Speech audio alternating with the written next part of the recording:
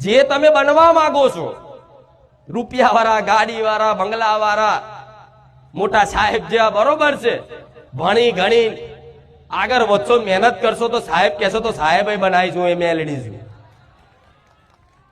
પણ જો માના શરણે કૃપા જોતી હોય તો ક્યારે એની આગળ કોઈ કામના લઈને જવું.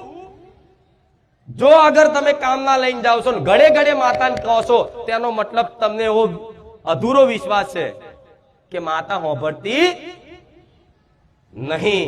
તમે રોજ એકની એક પ્રાર્થના કરો, રોજ એકની એક પ્રાર્થના કરો, રોજ એકની એક પ્રાર્થના કરો, તો મને એવું થાય કે દીકરાને એવું લાગે છે કે જાણે હું હોભળતી જ નહીં. પણ એક વખત પ્રાર્થના કરીને મેલ દીધું હોય કે માં આ જો કીધું તો ને હવે તારા જોવાનું, તો હું સંભાળ લઉં. એ પછી ચમનું ગાડું હેડે, એ તો જે મારા શરણે જીવન હોપ્યું હોય એને ખબર પડે કે માં રૂપિયો ઘરમાં નતો પણ પ્રસંગ તમનો પતિ ગયો, માં તું જોડે તારો રોમ જોડે. આવા બધા પરચાઓ બધા જીવનમાં અનુભવ કર્યા છે.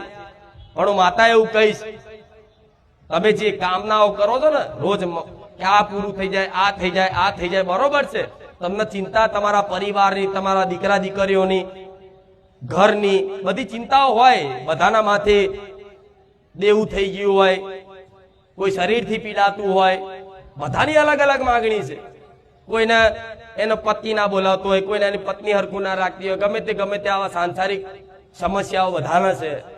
હું માતા એવું કહીશ કે જો માતાજીના શરણે જવું હોય ને અને ખૂબ પ્રેમ ભક્તિ જોતી હોય ને, ખૂબ અનંત આનંદ અનંત સુખ જોતું હોય ને કે જે તમે વિચાર્યું નહીં એવું સુખ જોતું હોય ને, તો ખાલી માની ભક્તિ કરજો. એને જો માગતા ને વગર માગે આલે, સ્વીકારી લેજો પ્રસાદ પેટે. પછી માં ગાડી લઈ આલે ને તોય સ્વીકારી લેવાની કે માં ગમે તે હારી નોકરી મેળવી આલે તો માં તારી કૃપા.